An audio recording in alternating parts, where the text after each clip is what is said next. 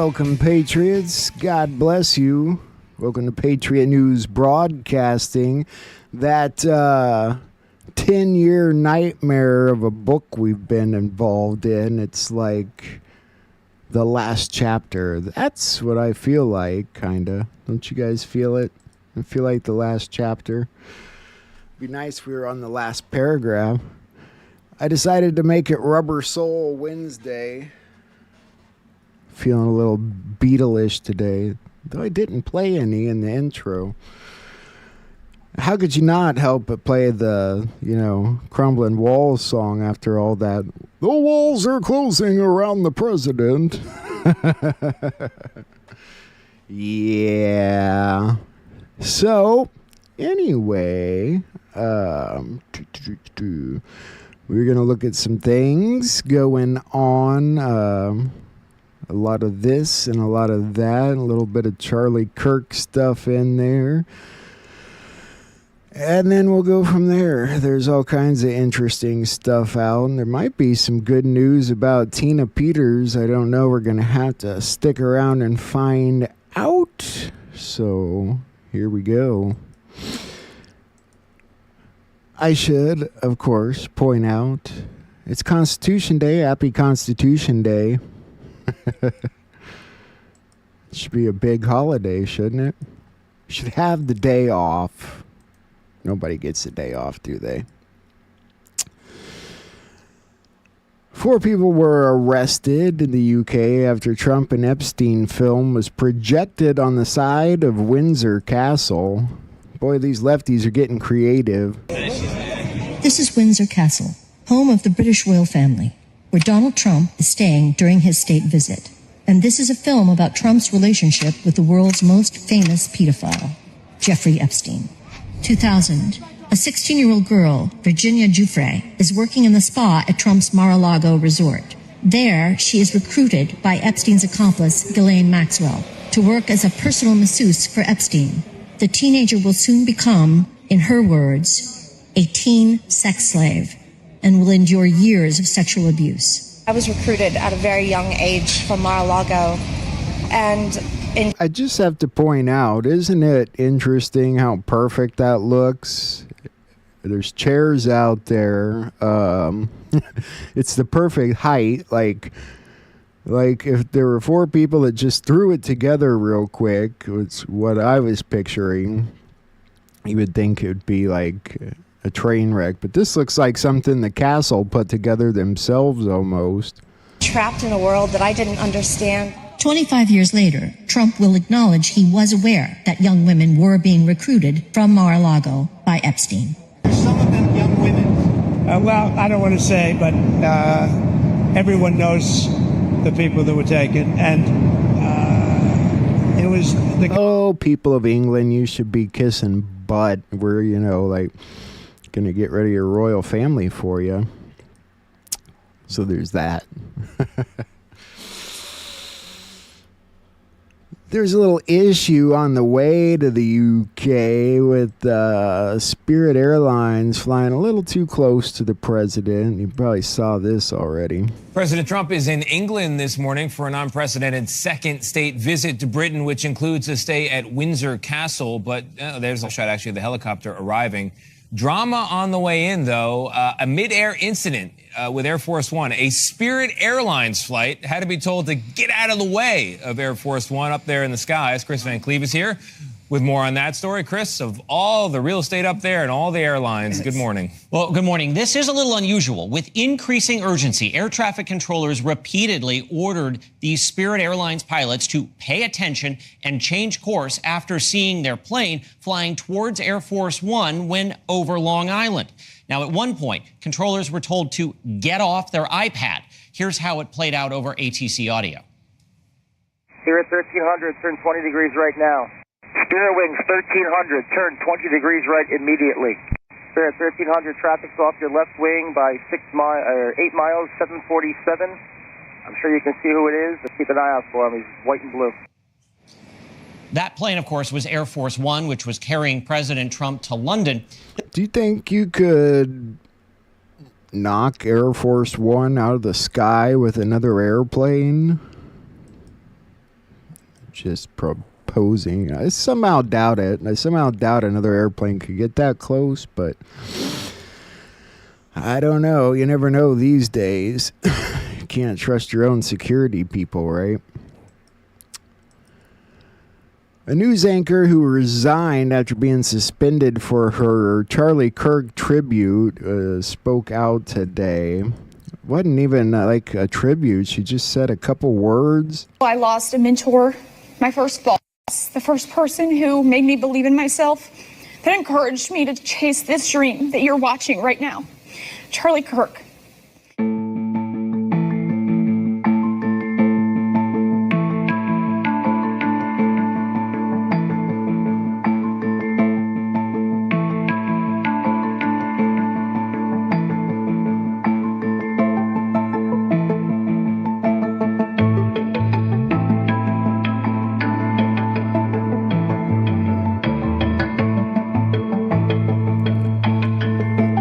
I know how she feels. Takes me back to the pandemic all over again. Having to set aside things you believe in and wear a mask or fight the good fight. So I walked into the nurse's station and I just had learned about Charlie Kirk. I saw this guy. I didn't know who he was at the time, and he was standing there celebrating the death of Charlie Kirk, saying how he deserved it, he hated Charlie Kirk, and he had it coming to him. And so you love Charlie Kirk. You didn't just want to wear of him. I loved, yeah, I'm a big fan of Charlie Kirk. My first retweet in 2018 it was like my first blue checkmark retweet was Charlie Kirk. I think that's the environment we're in, that people... How do people remember that stuff? The first tweet I did with my check mark. Jesus. I had like, you know how many tweets I had?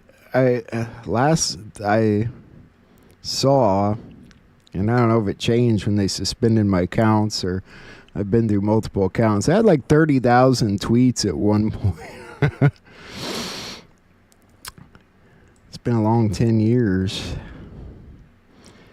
And we talked briefly yesterday about a situation that was developing at Delta State in Mississippi, but we didn't know at the time what it was. It turned out it was the body of a black student found hanging from a tree, and the police seem to think there was no foul play. We do have breaking news at 5 o'clock tonight. Nationally renowned attorney Ben Crump has been hired by the family of 21-year-old DeMartavian Reed, a Delta State University student found hanged in a tree on campus Monday. In a press release we received 5 minutes ago, Crump said the family has received vague answers and there are many questions. He is calling for a transparent investigation. That's something we heard from another family attorney during a news conference that just wrapped up. Reed was found just after 7 a.m. on Monday near the school's pickleball courts. According to an initial report from the Bolivar County Coroner's Office, there were no signs or evidence that Reed was physically attacked, assaulted, or injured. Now, the family of Reed held a press conference in Grenada earlier. That's where we find 16 WAPT's Brooklyn Joyner live with more. Brooklyn. If they just found him at 7 a.m., how did they already, have decided there was no foul play? Seems a little premature to me, but I don't know. I'm not a police officer, but, and I know they want to quell any dissension among the rank of students. Still, though, it'll be an interesting case to watch, a sad one. Prosecutors are seeking the death penalty for the Charlie Kirk murder suspect. Key takeaways from the charges against Tyler Robinson. Not much to take away other than they want the death penalty. Could you state your name? Tyler James Robinson. Prosecutors are seeking the death penalty for the suspect in conservative activist Charlie Kirk's murder. Tyler Robinson made an initial court appearance on Tuesday afternoon by video from jail. Utah prosecutors say they have filed 7 counts against him, including aggravated murder.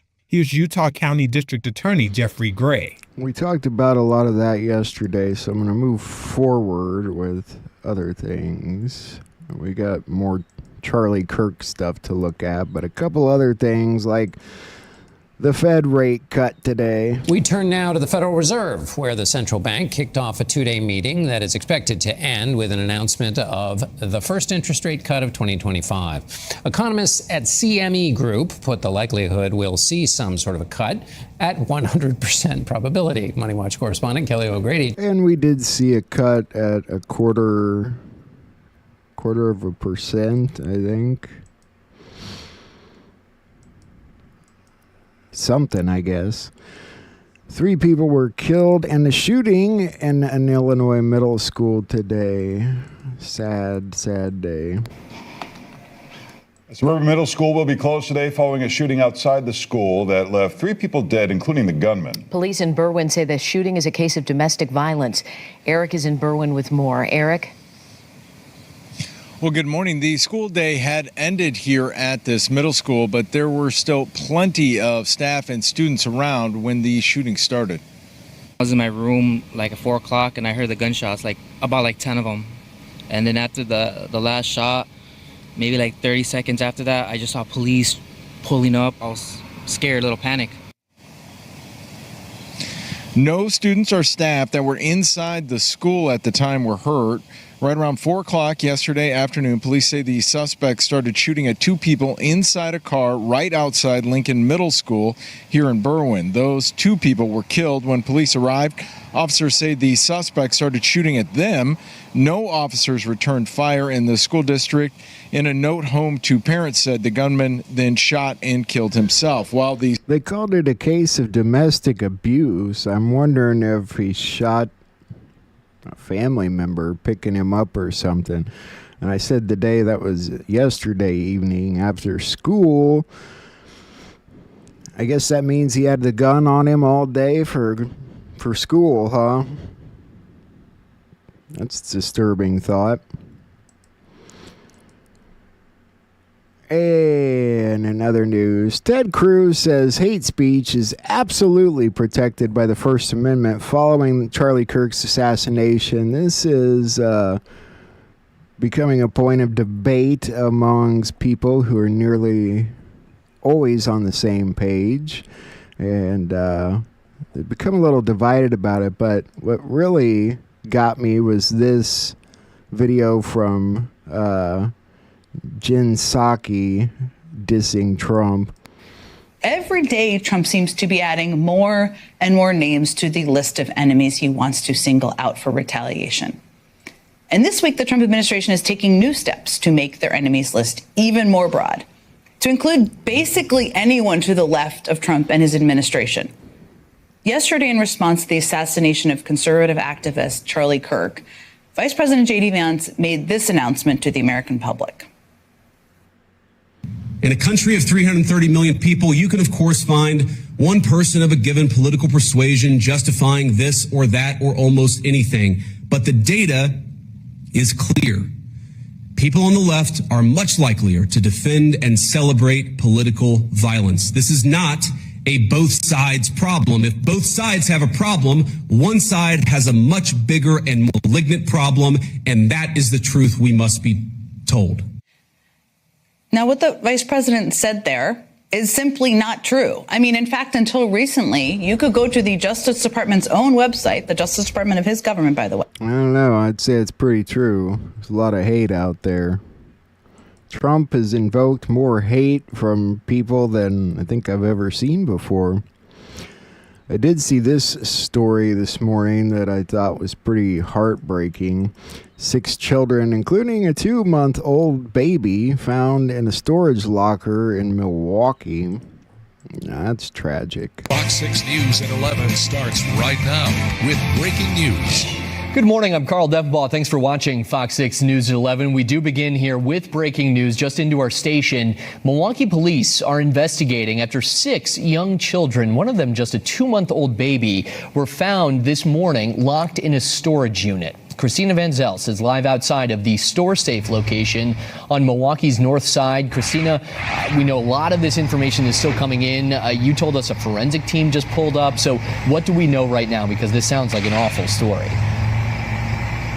Yeah, hey, Carl. So to give you an idea where we're at the intersection of 27th and Silver Spring, as you mentioned, standing in front of the StoreSafe lot right here. And we did see a forensics truck just pull in about 30 minutes ago. And we know police say that 6 kids were found in a storage unit. Neighbors here did tell me that the unit they believe they're investigating is in the back of the lot. We've driven around and cannot see where investigators are. It's hard to see from our vantage point, but we know that a 2-month-old baby and 5 kids ages 2, 3, 5, 7, and 9 were found. Police are calling. I assume this is a family issue. I was curious if it was related to some kind of trafficking thing, but at the moment it looks family related. Russia's accusing Ukraine and its allies of stalling the peace talks. They're doing a lot of interesting twisting around of this story too, because you're going to hear Dick Durbin here going on and on about these recent attacks in Poland, but you're going to find out that the Polish, they're not even sure that it was Russia. Democrat whip. Last week, the world witnessed an unprovoked violation of NATO airspace by Russia. Nearly 20 Russian drones entered Polish airspace, some traveling up to 300 miles in the country. For nearly 6 hours, NATO aircraft sought out and destroyed these Russian intruders. Then this weekend, fighter jets intercepted another Russian drone that entered NATO airspace, in this case, Romania. So you heard him say 20 drones broke the airspace, blah, blah, blah. Well, this is put out today, Poland. Poland probes whether its own missile hit a house during drone intrusion. So maybe there was this drone intrusion, but they didn't hit anything, and Poland accidentally blew up its own shit. Seems a little funky. Keep in mind, Russia denied having anything to do with it. And it doesn't make sense for Russia to do anything like that. They've never crossed the Donbass before. I wanted to play this kid's story real quick. This is the 13-year-old that, you know, protected his friend's life during the Minnesota shooting. So there was a 6-year-old boy sitting in a pew near you. What was he doing? He was like kind of in shock, because like right when I got underneath, he was kind of in shock, and I just saw him sitting there, and then I tried to I couldn't reach him, but I stuck my hand out and got him, try to get him underneath it, the pew. And so then, were you with him? Both were you two together on the floor? Kind of, yeah. I was in a pew right here. You know, I feel that we owe it to that kid to hear his story, but I find Anderson Cooper so incredibly creepy. You two were together on the floor. I don't know. A guy weirds me out. Looks like a vampire. Nobody should be that pale. I found this funny because we were just talking about Ben and Jerry's yesterday, weren't we? About the cotton candy ice cream. Jerry quits Ben and Jerry, and it also has to do with political reasoning, or I wouldn't be talking about it. Ben & Jerry's co-founder Jerry Greenfield has resigned after almost 5 decades at the company. That's as its bitter feud with parent Unilever deepened over its stance on the Gaza conflict. In an open letter shared on X, Greenfield said the ice cream maker had lost its independence since Unilever curtailed its social activism. The two firms have clashed since 2021, when the Chubby Hubby maker said it would stop sales in the Israeli-occupied West Bank. You know, nobody wants to buy ice cream with this goofy message on there. Remember what happened with the beer queer? About killed Bud Light. The FBI is investigating a vehicle ramming at its Pittsburgh office as a targeted attack against the Bureau. This guy tried to drive through the FBI office. That's probably about stupid, huh? They're calling it an act of terror. And breaking news, we want to show you, you are looking at the man the FBI here in Pittsburgh is actively working to track down at this hour. This is Donald Henson. Now, he is wanted for an incident outside the FBI office on Pittsburgh's South Side. Authorities say he slammed into the security gate outside that building. Our Jessica Riley is live on scene now. And Jess, a lot of new details just coming out. And the FBI is saying they're familiar with this guy. And at this point now, the suspect is in custody officially. So there's that. They're no longer looking for him. Classes resumed today in Utah 1 week after the Charlie Kirk shooting. We take a look. Well, students head back to class today at Utah Valley University. This is 1 week after conservative activist Charlie Kirk's assassination there. The alleged gunman Tyler Robinson appearing in court virtually for the first time yesterday, and he now faces a slew of charges, including aggravated murder, as prosecutors reveal some new evidence that they say ties him to the scene. I bet some of those students feel pretty uncomfortable trying to resume their classes after all that.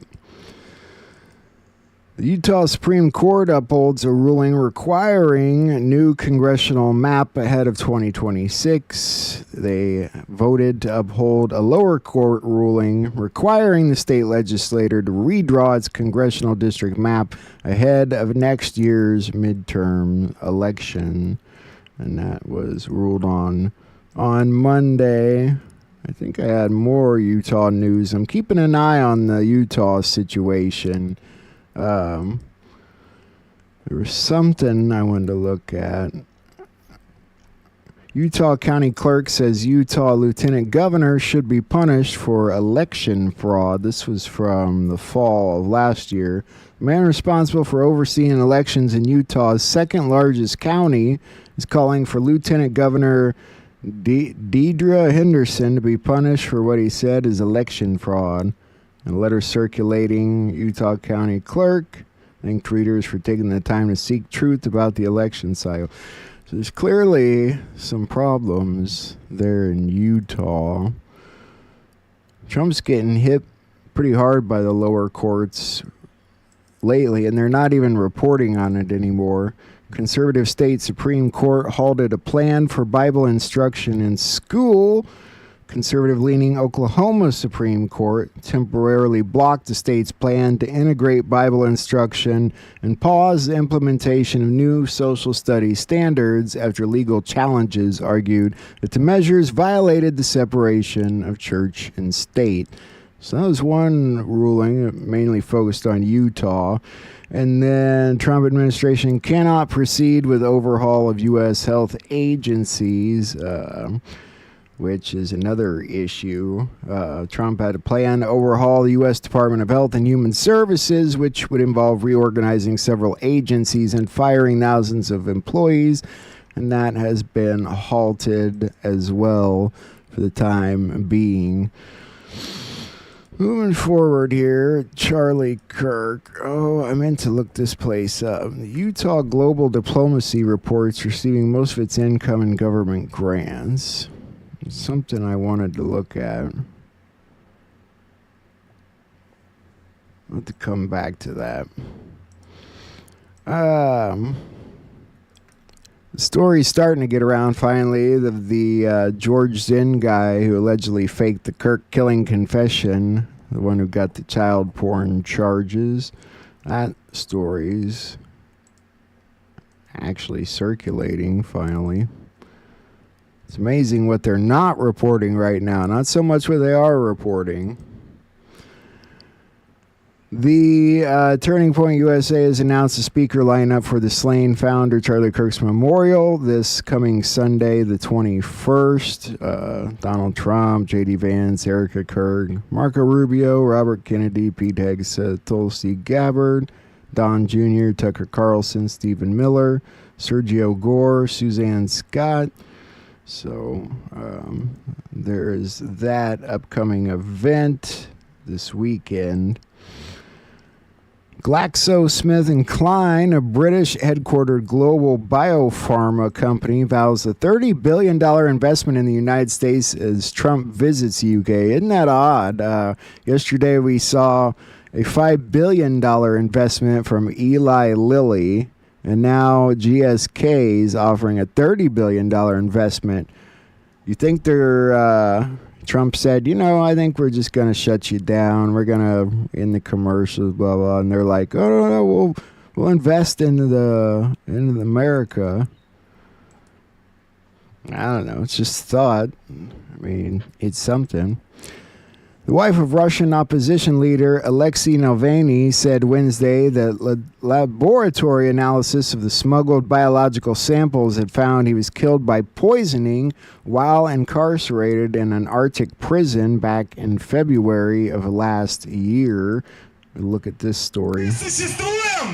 Alexei Navalny was poisoned. That's according to his wife, Yulia Navalny, who said foreign laboratory tests on his biological samples showed evidence of poisoning. Navalny died suddenly on February 16, 2024, in a Russian prison in the Arctic Circle. At 47, his death deprived the opposition of its most charismatic and popular leader. Navalny has consistently accused Russia of being responsible for his death. The Kremlin, however, dismisses her allegations as nonsense. In a video posted on X, Yulia explained, That one honestly wouldn't surprise me. I mean, Russia's been accused of poisoning people before. It wouldn't be a first. China says it firmly opposes escalation after Gaza City assault. Not much of a story there. Thought this was interesting. Real Donald Trump would be cool to see the CIA replaced with a new CIA, one that combines the FBI and the CIA together. We don't need both. Call it the Collective of Intelligent Anons, the new CIA. I like that idea. Matt Gaetz posted this today. A personal knowledge as to many of the claims Tucker Carlson is making here, and they are 100% true. Tucker Carlson said that Charlie Kirk told him at a Turning Point USA Student Action Summit last July to highlight Epstein's connections to Mossad. Distinguishing between Netanyahu and the State of Israel, Carlson claimed that Kirk hated Netanyahu and his war against Gaza, despite loving Israel. That was from Matt Gaetz. This was posted. This is where it gets interesting, okay? The Israel Heritage Foundation, David Yosef, he posted this thing about Charlie Kirk and the devastating news and sorry to the family, but both of these documents are dated September 2nd of this year. That's 8 days before Charlie Kirk was murdered. So what did Israel know? Why did they write a letter and date it 8 days before he died? It's really odd, isn't it? So there's that little piece of interesting information regarding that. The Times of Israel also wrote this after his death: the wrong kind of friend, rethinking Charlie Kirk's support for Israel. The list goes on, but the point is clear. Charlie Kirk was an extremist, racist, misogynist, fascist. Undeniably, Kirk was an evil man who dedicated his life to spreading hate. How can you watch Charlie Kirk and get it in your head that he was spreading hate? The Jerusalem Post reported Charlie Kirk's death on September 10th, make it 2,154 hours, making it the first outlet to confirm the assassination. They were among the first, beating major U.S. outlets by minutes. This is according to Grok Expert. Charlie Kirk was assassinated September 10th during a speaking event. 3:54 p.m. Eastern Time. Shortly after that occurred, around 2:23 Eastern Time, or the shooting was at 2:23. They first reported at 3:54.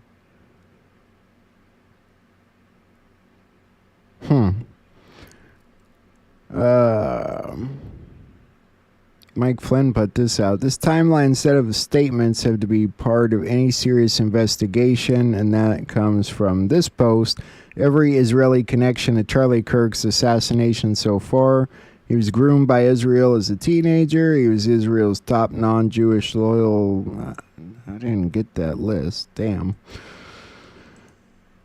People are really pinpointing the Israel connections today. Interesting enough.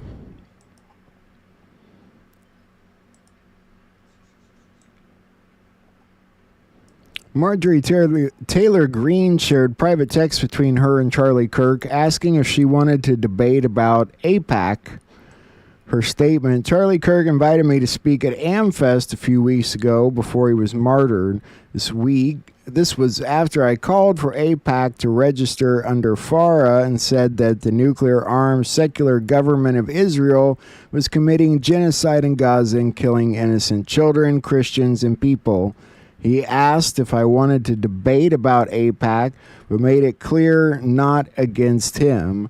He said we, him, Turning Point USA, would do whatever I want on the issue. So Charlie Kirk was trying to get people to speak out about Israel. He just didn't want to be the one to do it, it sounds like, according to that. And get this, Trump posted this. Great Charlie Kirk, rest in peace. Shlomo Pearl. And what does that mean? The phrase, or more accurately, Shlomo Pearl, referencing the historical figure, has been adopted as a slang term or meme in Israeli and online Jewish context to denote a naive, gullible person who can be easily manipulated or deceived, akin to a useful idiot or patsy. A patsy. The usage draws from the real-life story of Shlomo Pearl, a Polish Jewish Holocaust survivor whose extraordinary tale of survival by impersonating a Nazi has been repurposed in slang to mock individuals perceived as foolishly compliant or tricked into serving others' agendas. So is Trump making fun of Charlie Kirk and saying that he had an agenda? Let me see if I can make this bigger and actually read it. Very bizarre giant banner has appeared in Israel showing Trump embracing Charlie Kirk with both the American and Israeli flags behind them. Even more bizarre is that Trump should choose this image to post on Truth Social, writing simply, "Everybody loved Charlie." What are we actually looking at here? Charlie was, for much of his career, a staunch defender of Israel, yet in recent months he began to raise uncomfortable questions, even daring to suggest that October 7th might have been a stand-down operation. For Israel, that had become a problem. And in any case, Charlie was above all America first, dedicating his entire adult life to defending and promoting such values. So why would Trump choose his image? Why not one with the American flag alone? What is he pointing at? Then there's the strange inscription at the bottom, Shlomo Pearl. Is Hebrew for Solomon, rooted in Shalom. Pearl symbolizes purity, wisdom, and something precious formed under pressure. But it might also be a reference to the Holocaust survivor whose life was portrayed in the film, Europa, Europa.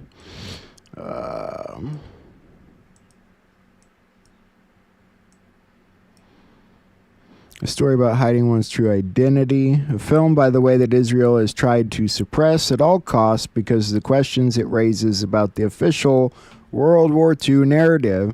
So what does this name mean under Charlie's image? Is it just a local tribute or a deliberate signal invoking the theme of hidden identities, deception, and uncomfortable truths? Some people think that Charlie Kirk's been an undercover white hat all his life. And I'm starting to wonder about that, actually. Trump knows exactly what he shares. Nothing is random. The Israeli flag, the correct name, the timing. Could he be telling us in his own way who was behind the assassination? We may have loved Charlie, but not everybody did, and perhaps the very nation whose flag is behind him did not love him at all. Pretty fascinating bit of information there, huh? And if you doubt it, go look at Trump's Truth Social and look at it yourself. Vandals set fire to the memorial a family had for Charlie Kirk outside their home while multiple children were present. Sadly, he's not the only attack today. Thanks, Nate. New at 9, vandals burning a Loveland family sign remembering the leader of Turning Point USA, Charlie Kirk. Kirk was shot and killed on Wednesday during a tour event at Utah Valley University. Fox 31's Shawl Turner has more about the investigation into that burned sign. Shawl? Yes, tonight, Loveland police telling Fox 31 that they are following up on leads in this case. Meanwhile, the family asking us not to go live in front of their home because they are frightened, concerned about their safety. And this all occurred 11:15 last night while 5 children slept inside the home. What happened to Charlie was unspeakable. People do goofy things like, oh, let's just set a sign on fire. But it was really close to the house, a house that had 5 children sleeping inside. People do stupid things. I had a friend once that went around town shooting out windows with a BB gun. And when he finally got in trouble for it, he about got in worse trouble because one of the windows he knocked out was the room where a baby was sleeping. And this was winter time. And, you can't, people don't consider the kind of stupid shit they're doing. Police responded to a suspicious package outside of Turning Point USA headquarters in Phoenix today. We'll look at this story. That was the police presence, I guess. In Phoenix, police say they have someone in custody after yet another safety scare at the Charlie Kirk Memorial outside of the Turning Point USA headquarters. The Phoenix Police Bomb Squad responded to reports of a suspicious bag in the area. As our David Chasanoff reports, it turned out to be a false alarm. It came as a surprise. I think it's despicable that anybody would use this situation to create violence. That's just another form of it. I'm really saddened by that. What you're seeing here is the reported suspicious bag officers were responding to. You can see that officer in the middle of your screen investigating it.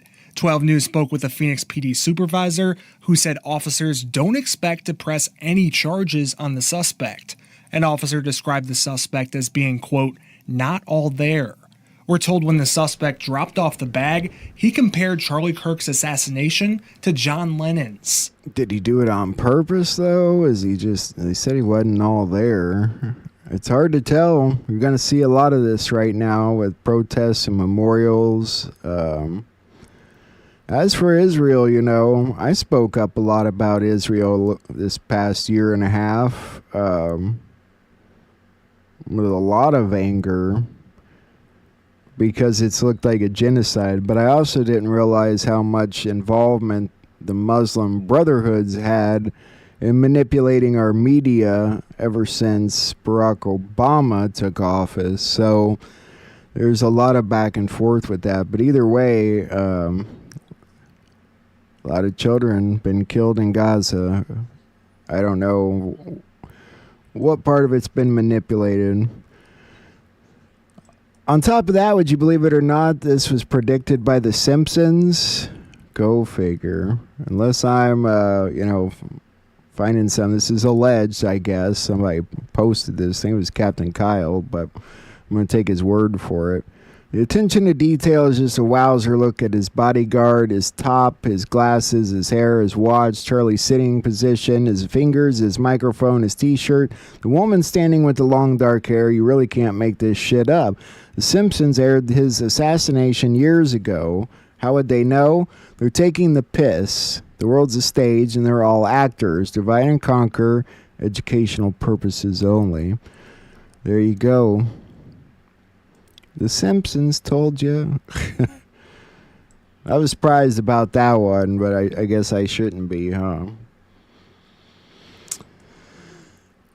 The TikTok U.S. deal's been finalized. Oracle and Silver Lake and Andreessen Horowitz take 80% control. With American infrastructure and algorithm, the deal awaits Trump-Xi congressional approval. So it's going to be American, basically, not Chinese.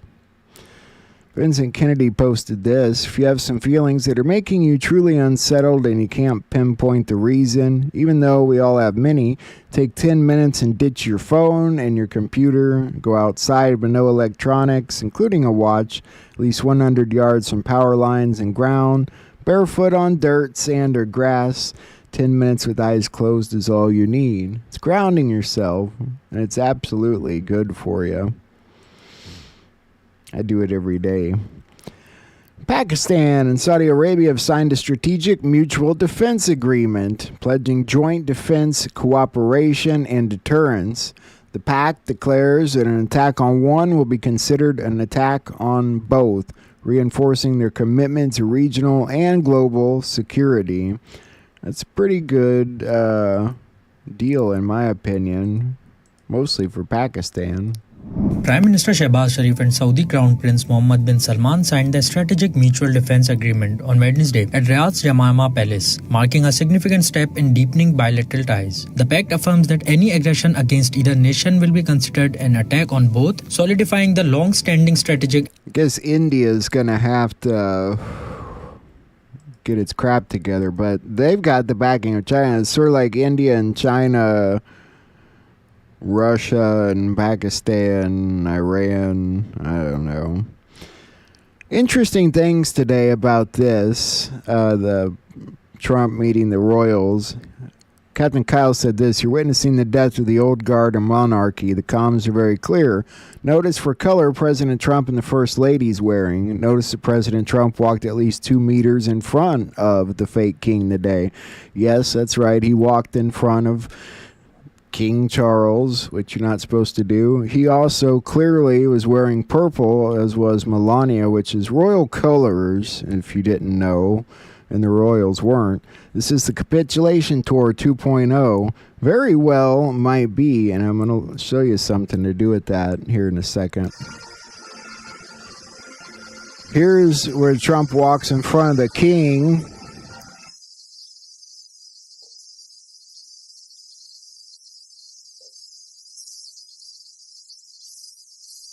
Consistently walks in front of the king. What you're seeing here is not supposed to be allowed. You're old enough to know that, though, I know. You're not the youngins. Youngins don't know this, but you guys know this. So that's Trump showing you who's the real king, who's really in charge. That's not everything.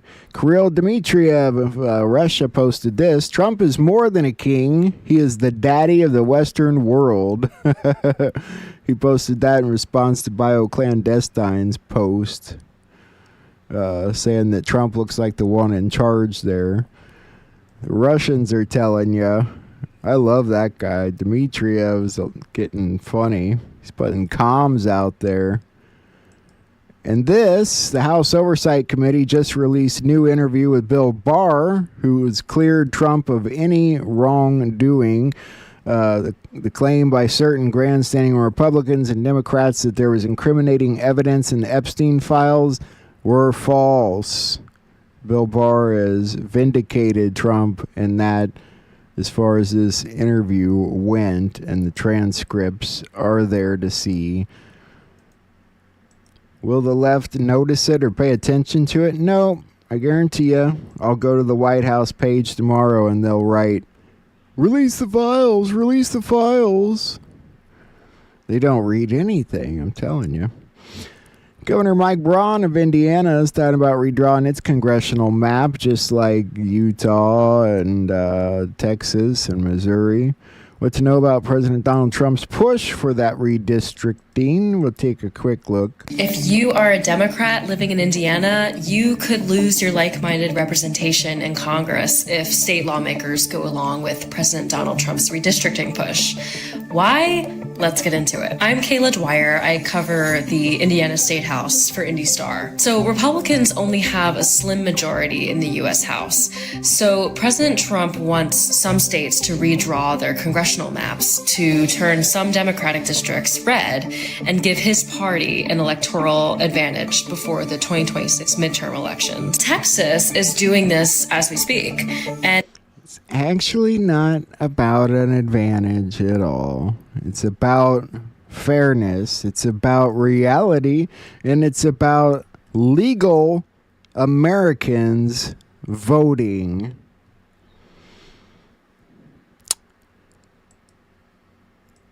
Ukraine expects $3.5 billion in funding for United States weapons to sustain their fight against Russia. But the good news is, for a change, they're not expecting America to pay for it.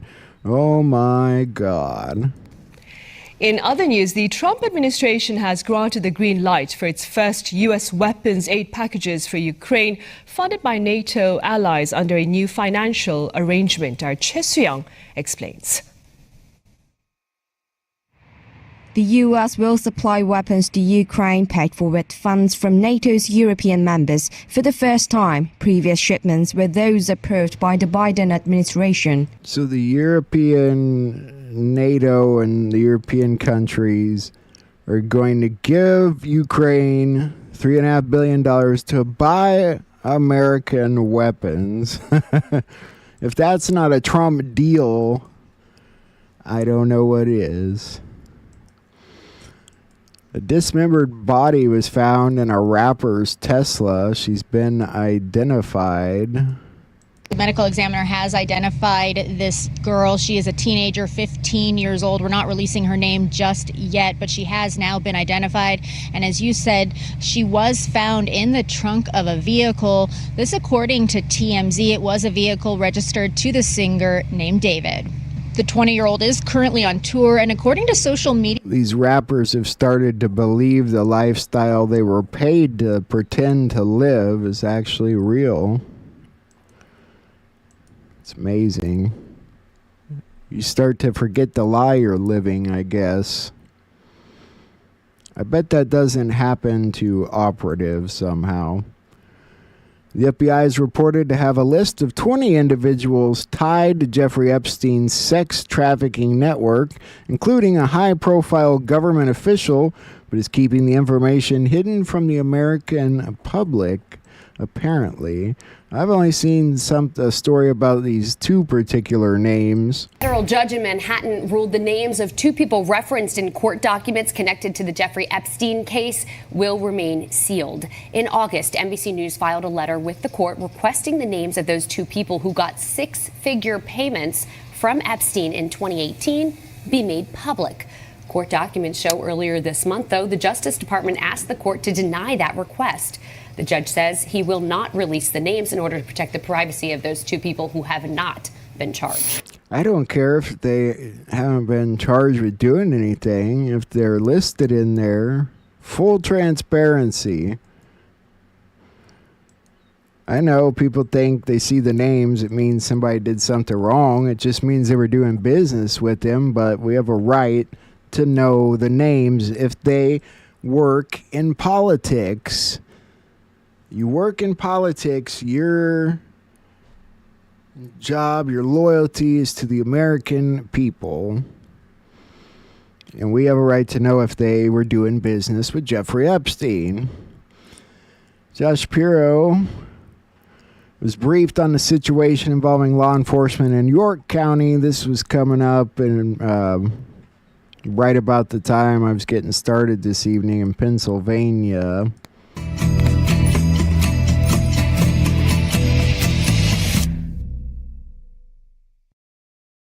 Hey guys, it is TJ Anthony here. We are coming to you with some breaking news on 21X today on this Wednesday. So far, we do know that there is an officer-involved shooting. This is in York County, specifically in the North Codorus Township area. We do know that multiple facilities have locked down in that area because of that shooting. We also know that Governor Josh Shapiro is on his way. He put out a statement on social media today confirming that something did happen in that area, that there was a shooting there. So we are continuing to stay on top of this breaking news situation. We have calls going out to several officials in York County to really get more information. That's 2 shootings today. We'll look back into that story a little later as it develops and see what's going on in Pennsylvania. President Trump had all of Windsor Castle, the banquet cracking up, especially Marco Rubio and even King Charles. They pointed out him wearing purple again here. UK will recognize Palestine state after the end of Trump's state visit. Don't know the point of that. Let's see what he had to say that was so funny, first off. Melania and I are deeply grateful to you and Queen Camilla for your extraordinary graciousness. And to William and Kate, thank you so much. It's been so great being with you today. Thank you very much. Appreciate it. It's a singular privilege to be the first American president welcomed here. And if you think about it, it's a lot of presidents, and this was the second state visit, and that's the first, and maybe that's going to be the last time. I hope it is, actually. I think it's funny how he waltzed into Windsor Castle like he owned the place. That's what he means there by the first time a president's been invited there. Why is that? Because he's king of the castle. Listen to what Patriot Princess has to say here. Patriot Princess. So Charlie Kirk was shot days ago. Look at his initials. Charlie Kirk, CK. Think mirror, KC. King Charles. Now President Trump and Melania are in Windsor, England, visiting the royal family. Melania wears a purple hat. Purple is the color of royalty. Melania is the real queen. She's wearing a royal crown, a purple hat. And Prince William points at the real king, President Trump. What if Charlie Kirk getting shot was a symbol that the real king of England, King Charles, has been executed?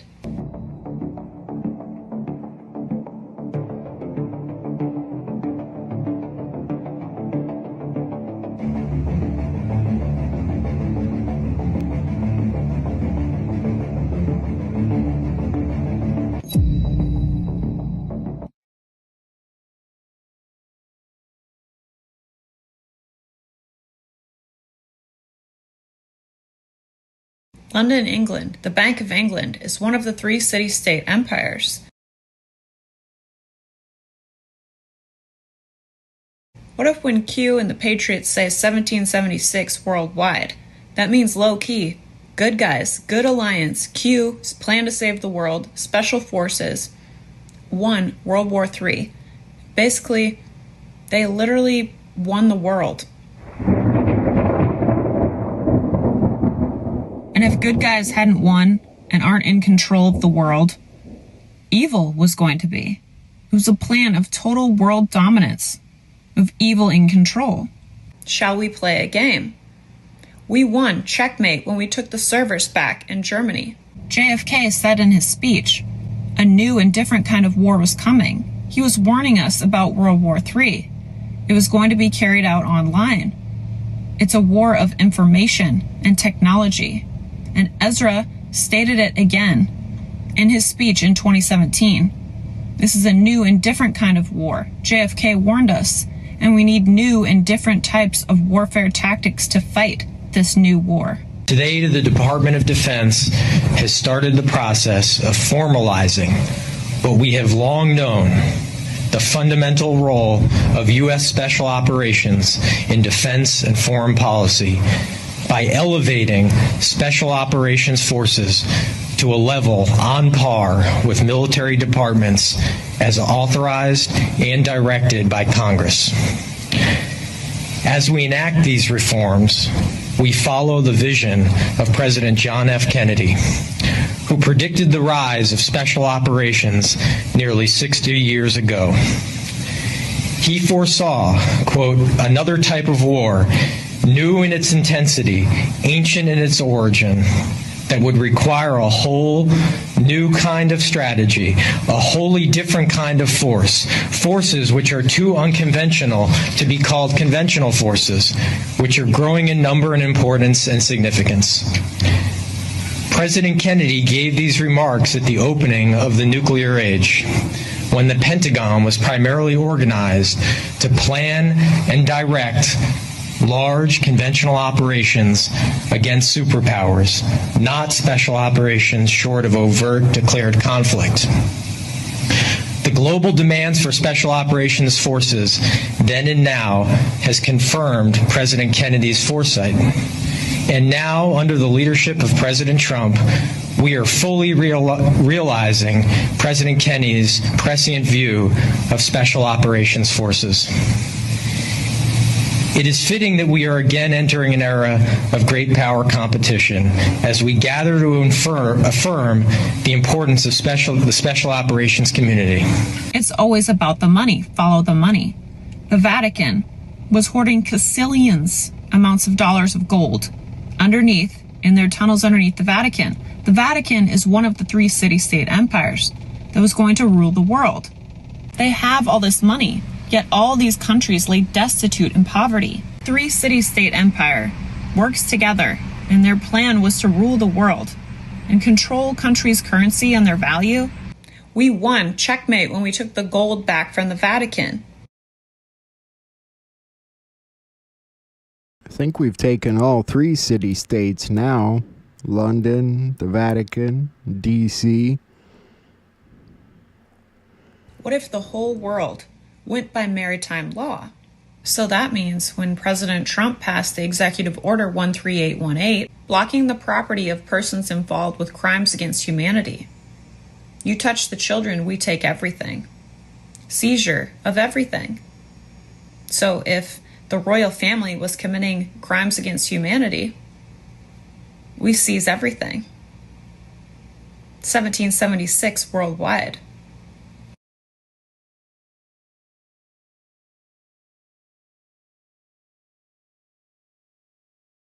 The royal family committed crimes against humanity and money laundering. The royal family is no more. They're showing you it's in your face. What if there's multiple trump cards? What if Diana is still alive? Why is her grave memorial site a Q? What if she's working with Q Special Forces?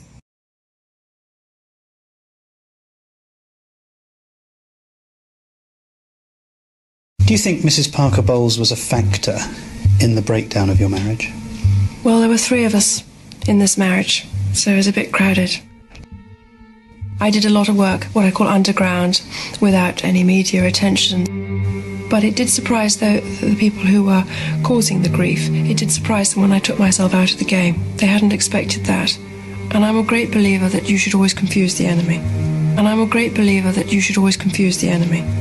And I'm a great believer that you should always confuse the enemy. All right, we've seen all that. It's an interesting theory, but I don't think it's connected with Charlie Kirk. A state of emergency was declared as violent protests have been rocking South America after diesel price hikes. We will take a look at that flight radar activity with Israel and Charlie Kirk momentarily.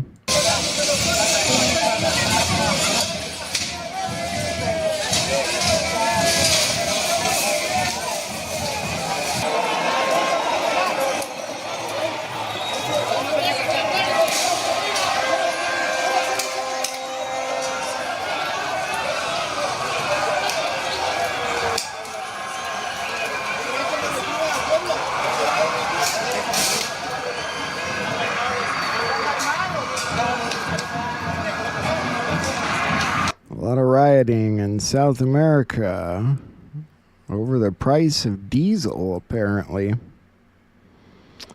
In another news, a massive asteroid bigger than a skyscraper is heading towards the Earth at 24,000 miles per hour. And it's supposed to be going past us tomorrow, in fact. Hey everyone, geophysicist Stefan Burns here. Breaking news. There is a big asteroid about to perform a very close flyby to the Earth in just a few days on September 18th of this year, 2025. This is asteroid 2025 FA22. And it's about 170 meters in diameter, approximately, and it's approaching as close as 2.2 lunar distances. So you have the Earth, you have the Moon. There is some variability in how close the Moon is to the Earth, but just take one lunar distance, multiply that by 2.2. That's as close as FA22 will get. This is definitely a wake-up call for us. There are a bunch of these asteroids and other objects flying around interplanetary space. There are a bunch of near-Earth asteroids. Of course, we have the main asteroid belt. We have 3I Atlas zooming in to the inner solar system this fall. We also just detected a new comet appear from behind the sun. And so this is Swan 25b. It is quite bright at a magnitude of about 6 at this moment in time. And so it may start to even be visible to the naked eye in the days ahead. And it's lining up in the constellation of Virgo right by Mars and the star Spica. And that is also where 3I Atlas is zooming in at this moment in time. And we don't have... So there's all kinds of things out there zooming around, go figure. So in North Carolina, or is it South Carolina, they wanted to name a highway after Charlie Kirk. In Arizona, they want to do the same. They want to name the loop after him in the capital. In the wake of Charlie Kirk's murder, some Arizona Republicans want to rename a portion of the Loop 202 after him. They want to change it to Charlie Kirk Memorial Loop 202. Senate President Warren Peterson announcing his plan to introduce a bill during the next legislative session. He says the effort is a small step toward honoring Charlie's legacy. The next legislative session. I think that would be a good honor. Every state should do that. Let's take a look at this flight tracking situation. Everyone talked about an Israeli plane in the area that turned its tracking off. There's one aspect of this that I really hadn't looked at yet, so I wanted to look at this short video and see what it says.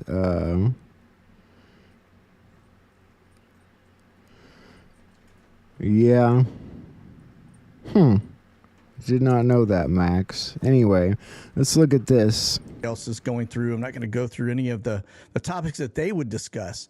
Going to do what I do. I'm staying in my swim lane, and we're going to talk about the aircraft activity. I think we got a smoking gun here, folks, and I will tell you, we definitely need to pay attention to this. I'm going to line it all up for you. I posted it out there on Instagram as well, but this is definitely eye-opening. It looks like an inside job. You are seeing what looks to be a political assassination. Let me take you over to this part, and we're going to get into the Charlie Kirk piece, all right? So, I'm going to walk you through some timelines, and I'm just going to read it off my Instagram post because it's clean. I can just go through it all. I'm going to point out a couple things. First and foremost, the flights that are here, all right, got aircraft tail numbers. It's a private owner, so you can't really drill down into who really owns it and operates it, etc. It's okay. We'll let the feds go do that, all right? But I will tell you this. They have wiped or attempted to wipe this flight data from the system, okay? Which tells you, and I'm going to show you how I know that, okay? What happens is you can go in and basically have those flights deleted. But if you don't know what you're doing, it's not necessarily global, right? So you could wipe it from one, it'll take it out of one system, but it'll still show up in another. The reason I know they have done this is because if I go over here to Skyglass, what do you see missing? You see the two flights I just showed you on the board, okay? Now, note the time of the top one. Do you notice here? Okay, you go 9/7, 9/8, 9/10. Now, the two flights that are missing are 9/10. So why would there be two flights missing out of this? Because they took them out. That tells you somebody went in to deliberately sweep the data. Now, here's the other piece too.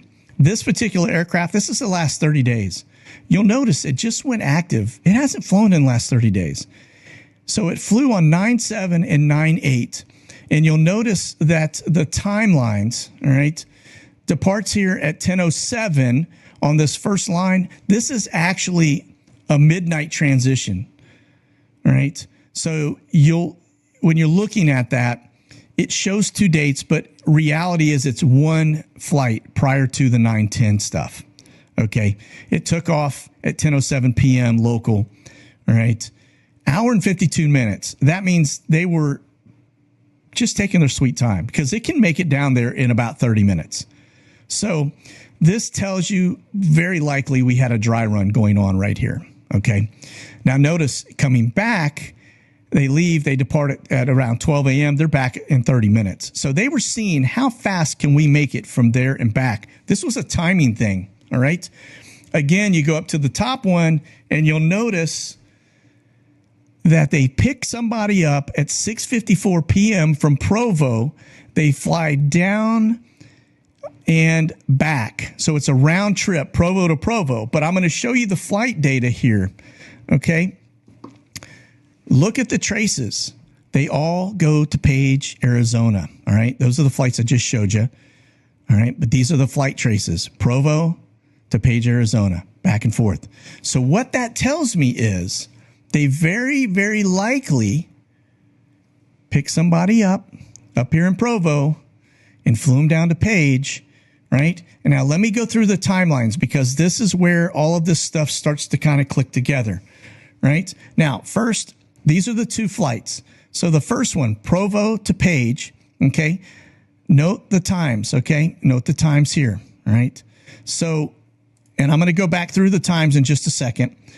And you can see this is your flight, all right?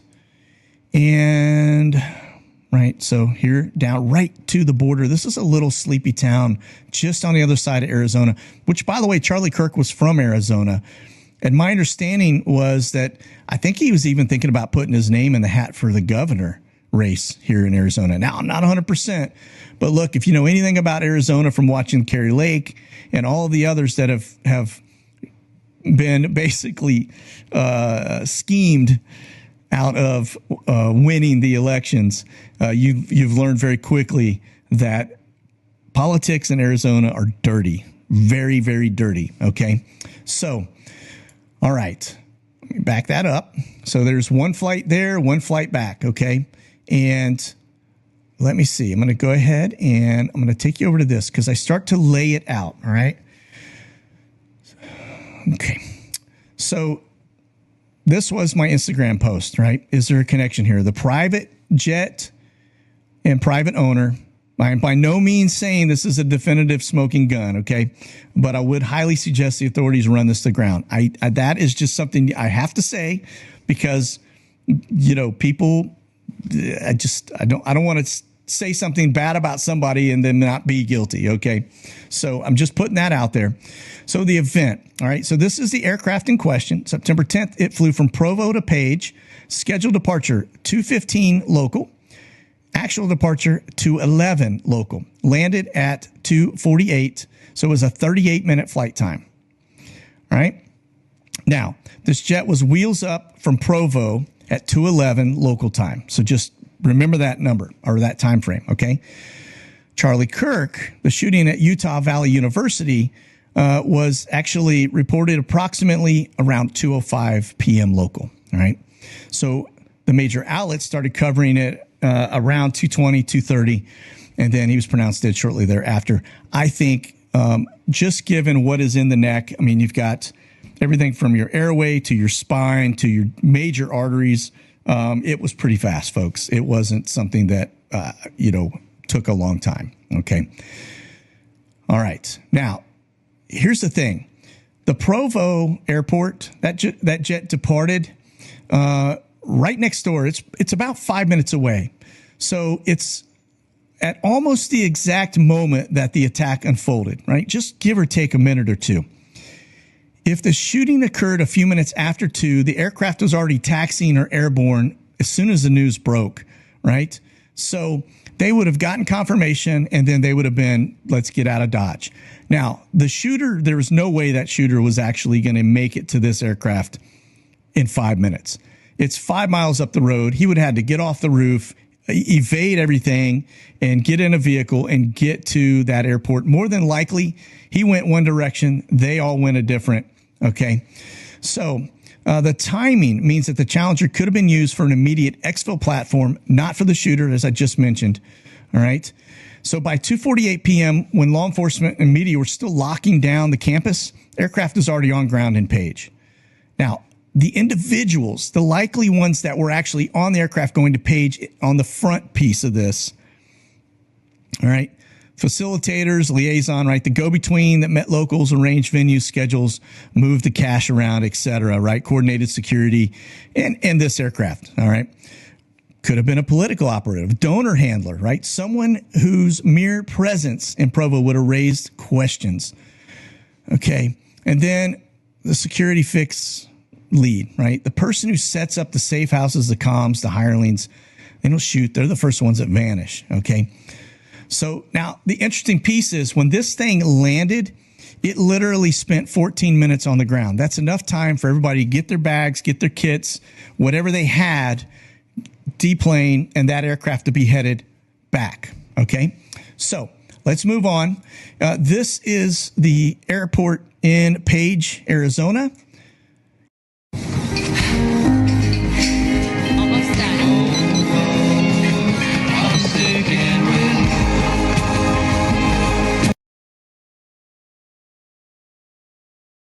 Rolling in, it would have been easy for them to jump into an SUV and then roll out and just hide locally. Now, the fact that we show this other flight at the top leaving at 6:54 p.m. and coming back at 9:07 p.m., 2 hours and 13 minutes, means very possible that they flew back. They picked up the shooter at a later time when things had settled down, and then they took him down here to these guys. All right. Very likely that guy he's gone. All right. He's in a dumpster somewhere inside this city. Okay. Or shallow grave out here. Okay. But nonetheless, folks, I think there's enough evidence based on the flight data in the fact that there was this very peculiar aircraft leaving right at the time this took place, within minutes, that would give the feds enough eyes on to go investigate this. All right. So if you guys are listening, I'll give you everything I need. What do you guys think? I'm sure the feds can look into stuff like that. I kept hearing people say it was an Israeli plane, but he didn't say anything of the sort. That's Monkey Works, who is on YouTube. It's Works, W-E-R-X. But I'm going to point that out. Okay, moving forward. This picture people found interesting. Melania looks stunning. Trump looks like a king. Charles looks like he's in handcuffs. And the Queen looks like Joe Biden. She really does look like Joe Biden, doesn't she? A golden statue of President Trump holding a Bitcoin has been unveiled outside of the U.S. Capitol. Gotta love all those Trump statues. U.S. Representative Tony Gonzalez Stafford death is under investigation. Her body was on fire when she died, according to officials. And we begin tonight with an investigation surrounding the death of a staffer from U.S. Congressman Tony Gonzalez's office. Gonzalez saying today he is heart-stricken over the death of Regina Santos Aviles. Just over an hour ago, Uvalde police told us they have done an initial review of the case. KSAT investigates Daniela Ibarra working to get more information on this. But Daniela, what we've learned so far, it's disturbing. A family member of Santos Aviles told you that she died after catching fire. Yeah, I spoke on the phone with a couple of these family members who say they are devastated by this loss. They're adamant that this wasn't an accident, but it is important to note that the Bexar County Medical Examiner's Office, they're still trying to figure out how and why she died. But here's what we do know. A call sheet report shows Uvalde police, firefighters, and paramedics were called out to Santos Aviles' home on Saturday night. Police called it a disturbance. A family member told us Santos Aviles was transferred to SAMC, actually airlifted to SAMC, to be treated for extensive burns. The medical examiner's office says she died on Sunday. Uvalde police say they're working with the Texas Rangers to investigate this, but police don't believe there was any foul play. According to her LinkedIn, Santos Aviles was the executive director of the Uvalde Area Chamber of Commerce. She left that job in 2021 to become Representative Gonzalez's Uvalde regional director. Gonzalez represents U.S. District 23, which stretches from the west part of San Antonio out to El Paso. The congressman sent us a statement saying in part, quote, we are all heart-stricken by the recent news. Regina devoted her professional... Sounds like the dead body on Delta State. There's no foul play. They said it in a day. Her body was set on fire, and they're like, oh, there's no foul play. Jesus. These guys. Oh, yeah, I meant to look into that later. I did notice that as far as the York shooting, the York County, Pennsylvania shooting, 3 police officers were killed and 2 are in critical condition after the shooting. The suspect is dead.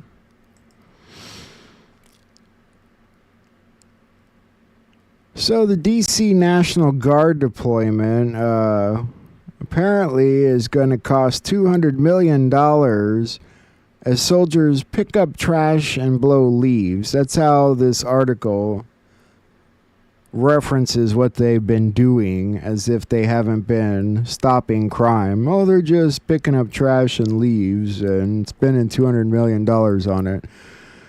$1.8 million a day, apparently. I don't know what to say about it. There is a new Reese report I wanted to take a quick look at and see what it's about.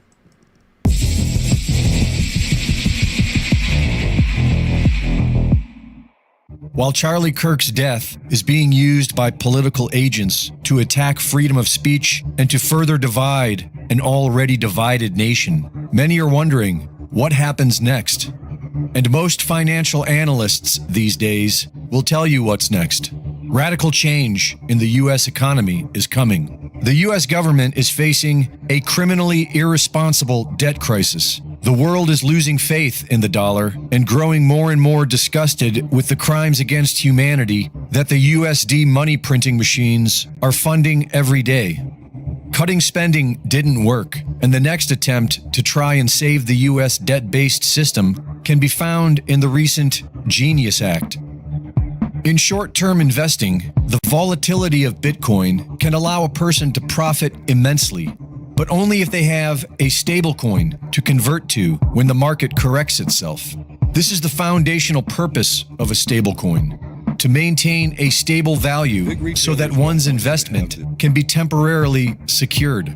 The plan outlined in the Genius Act is to create an increased demand for U.S. debt by requiring stablecoin companies to be backed by U.S. debt, thereby using stablecoins as a way to funnel global money into U.S. government debt. President Putin's advisor, Anton Kobyakov, says that the U.S. is planning a worldwide crypto rug pull to erase its massive debt by creating a U.S. debt-based stablecoin system and then devalue it, robbing the people of their money to pay off its debt. Right now, America is trying to change the rules in the gold and cryptocurrency markets. Remember how much debt they have, $35 trillion. The US, just as it did in the 1930s and 1970s, will solve its financial problems at the expense of the entire world, driving everyone where? Into the cryptocurrency cloud. Over time, when part of the US national debt is placed in stablecoins, the US will devalue that debt. Once again, in simple terms, right now they have a $35 trillion currency debt. They move it into crypto, into the cloud, devalue it, and start from scratch. Of course, this is all just money out of thin air, a desperate monetary sleight of hand that doesn't create new wealth and only shows that the system has failed. To show that Russia and other countries will not go along with this, he also said that the world will split up into zones. The world isn't just moving to a new type of financial system. The world is moving away from fiat money and dividing into zones. This is referring to a multipolar world where different sets of rules are applied to different zones, and signals the strong possibility that BRICS will not be buying U.S. debt in the near future. It is important to remember that the term and the idea of BRICS was conceived in 2001 by an economist at Goldman Sachs. U.S. regulations on stablecoins will likely push the market offshore, where stablecoin issuers will turn to real-world assets over U.S. debt. The U.S. will then have to manage the debt crisis by taxing the American people, most likely with a carbon tax system. Stablecoins have been predominantly used for investing, but they also have the ability to freeze and seize your money, which should please Trump supporters who have been giddy schoolgirls over canceling people who offend them online. The future of technocratic banking control is already being deployed in Vietnam, who recently implemented a nationwide digital ID system that requires both citizens and foreign residents to permit the government to store their biometric data in a centralized database. Participation is not optional, and all accounts without biometric data will be closed. The Vietnamese government has already erased and/or frozen 86 million bank accounts, and Vietnam is just the beta test. This is soon going worldwide. Greg Reese reporting. It can't happen here.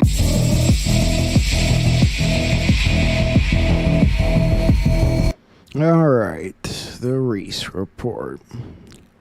Before we move on with tonight's shows, there's one more thing I want to look at that involves the Charlie Kirk shooting and an airplane.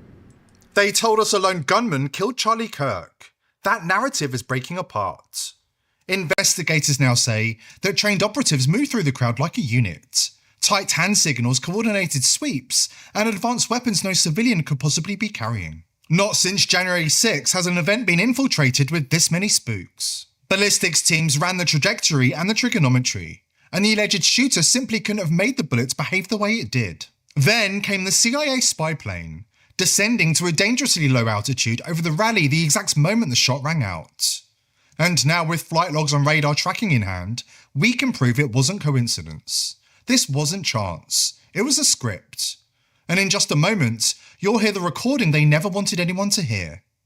Before we dive in, let me tell you about an important service that lets you protect your privacy from the deep state. Our partner VP.net isn't just another VPN, it's the next principles to bend the knee to a globalist elite that brooked no dissent. If Bibi Netanyahu, if he does something I don't like, and if I criticize it, am I like a bad Christian? Absolutely not. That creates backlash that I don't think people understand. Those warnings didn't make him paranoid, they made him a target. He began speaking with senior figures within the Trump administration, including RFK, about his fears. And I had a conversation once with Charlie where we were talking about the danger that we both faced from challenging entrenched interests. And he asked me if I was scared to die. And I said to him, there's a lot worse things than dying. And one of those...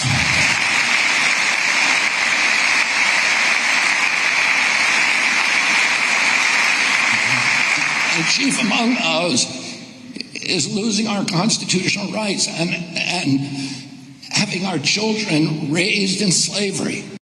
Despite the pressure he was under from the deep state and their vested interests, Charlie Kirk declined Netanyahu's offer of financing. And when Bill Ackman, Netanyahu's money man in the US, demanded Kirk bend the knee and attend a re-education camp, he became one of the few public figures in recent times to refuse them on that front as well. Denied, and what Bibi didn't include there, he declined to go to Israel for, I would describe this as like, re-education camp. We've seen it. You made an uh-oh, but we can help you. We just need you to come out to Auschwitz and take a picture. Yeah.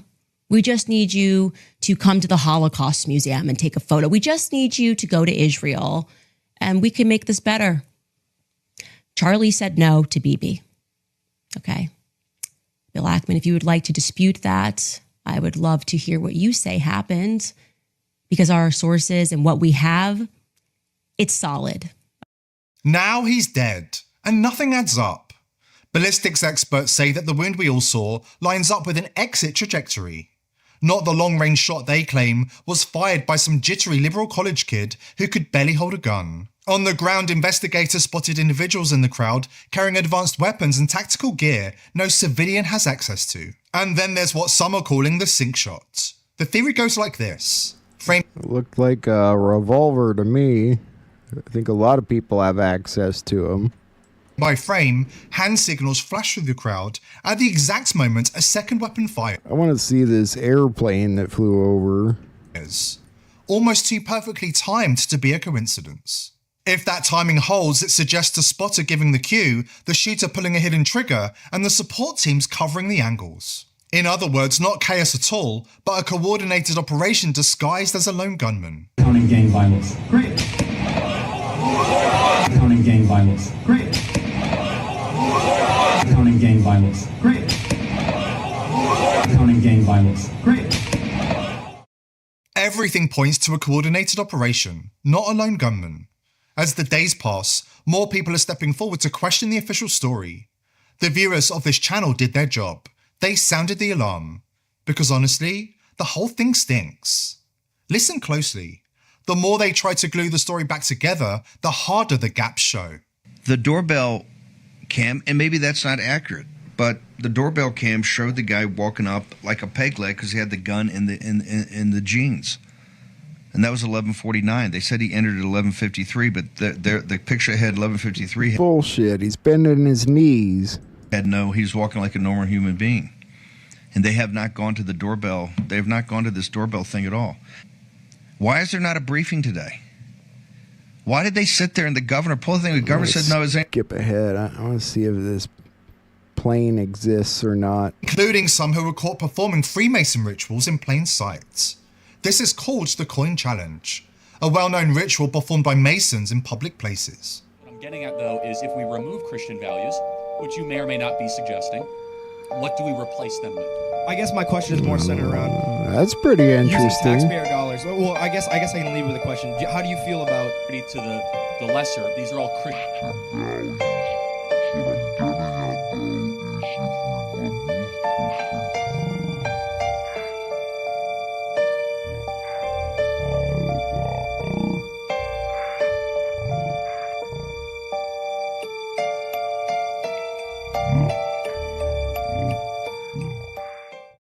Carrying a Masonic coin is meant to be a symbol, a tangible reminder of loyalty to the lodge and to Masonic principles. But that context matters, because what we saw from these operatives on the ground had nothing to do with loyalty, honor, or service to the US. Whatever principles they were following, they weren't America's. Before we expose the extent of the Feds and intel agencies' infiltration of the assassination, let's recap on what we know is being covered up as we speak. They haven't recovered the bullet. They haven't presented any video or photographic evidence of the suspect with the gun, or explained how he assembled and disassembled the weapon while on the run and discarded it in the woods. They haven't presented any pictures or videos of the alleged shooter changing his clothes on the roof, which is contradicted by the photos that have been released. They don't have any physical evidence of the note where the alleged shooter allegedly claimed he would have a chance to take out Charlie Kirk. Turning Point USA staff contaminated the crime scene and removed the camera sitting directly behind Charlie immediately after the shooting. Where is this footage? And Discord disputes the FBI's claim that the suspect discussed his plans for the assassination. If he had, they would have the data to back this up.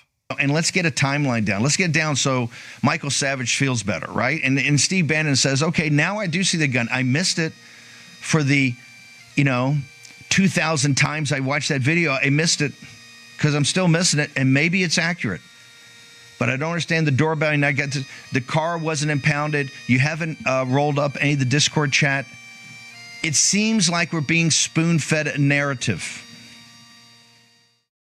Think you know how deep the Feds are in this? Think again.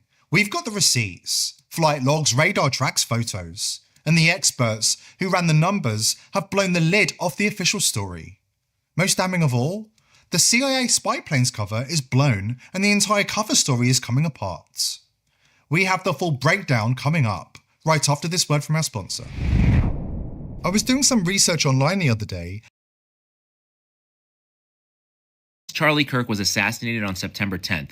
The U.S. government has blocked the Epstein files release, passed an amendment that banned the Pentagon from boycotting Israel, proposed a bill from Marco Rubio to revoke passports for critics of Israel. The House also approved $650 million for Israel's missile defense, and as you just saw there, Marco Rubio visited Israel.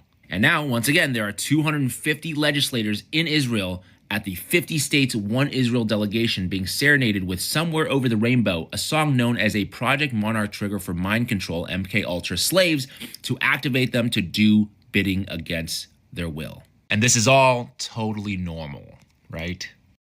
James Lee made an important point. Monarch-style mind control isn't theory, it's being used right now, shaping how people think and react. We'll unpack the evidence and what it means in a moment. But first, why did a CIA spy plane act like it already knew the script for what was about to happen in sleepy rural Utah? I wanted to make a quick video and show something that I discovered a few days ago relating to a particular jet and what it was doing on September the 10th. This particular jet, its registration number is November 1098 Lima. Okay, that is a Bombardier Global 6500 that goes by a call sign in the United States Army and publicly within air traffic communication as Axel 10. Okay, a quick backstory: this particular plane has been outrigged with the United States Army. There looks like a spy program called Athena and Hades. Here's another article that's talking about the Hades program, how it's going to modernize aerial military intelligence. And it's got these these private jets that look like private jets but are far from private jets. They're spy planes. This spy plane requested permission from the control tower at Provo Airfield to descend to an incredibly low altitude and surveil the university 3 hours before the assassination. So we're going to go to the archive data here, and we're going to go back to September the 10th, 2025, and this jet took off from Fort Bliss, El Paso, in Texas, for a destination in Montana under call sign Axel 10 at 7:47 a.m. local time. When the jet gets to the Provo, Utah area, the jet loses significant altitude and speed and communicates with the tower, which I've downloaded that communication, where the pilot identifies himself as Axel 10 and requests a flyby of the Provo airport to then continue on to its destination in Montana. The tower grants the request, and the jet slows down and lowers to an altitude of 5,425 feet. Okay, I'm going to zoom in. Right outside over the lake of Orem, Utah. Why this is significant is at this very moment, Utah Valley University is right here. This ISR spy jet is right here. It's flying at 118 knots, which is essentially the stall speed, the minimums, at an altitude of actually 600 feet when you take into account Orem's altitude of 4,767 feet above sea level. After spending 50 minutes on the ground at its destination in Montana, the jet returned to the scene of the crime, just in time for the assassination. And this time, it got even closer, moving at stall speed again, and flying even lower. The jet continues on, And then, once again, as it approaches the Salt Lake, Orem, Provo area, it calls to the tower, it lowers, it slows, and it requests for another flyby over the Provo airport.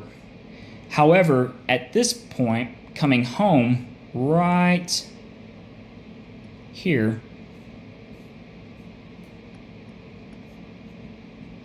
the timestamp of the jet at this very moment is 12:48 Mountain Time. So Charlie Kirk was assassinated right here at Utah Valley University, a distance that is about 2 miles, where the spy jet is once again flying at this time about 335 feet in altitude and at about 130 knots. This is not where they dispatched something with an emergency order because Charlie was shot and they're trying to get assets in the area quickly. This was set. This was pre-done. And there's really no way to get around the fact that this jet was flying in the area 3 hours and 8 minutes before. I really don't have any explanation for this. Just like JFK, the feds swarmed the scene, on the ground and in the sky. And as in Dallas, the ballistics tell a different story. The lethal round appears to have come from far closer than the official narrative admits. So they ordered his execution. It was actually ordered by the policy committee of the Bilderberg Group in The Hague in Geneva, Switzerland, and was carried out by agents of the secret government in Dallas.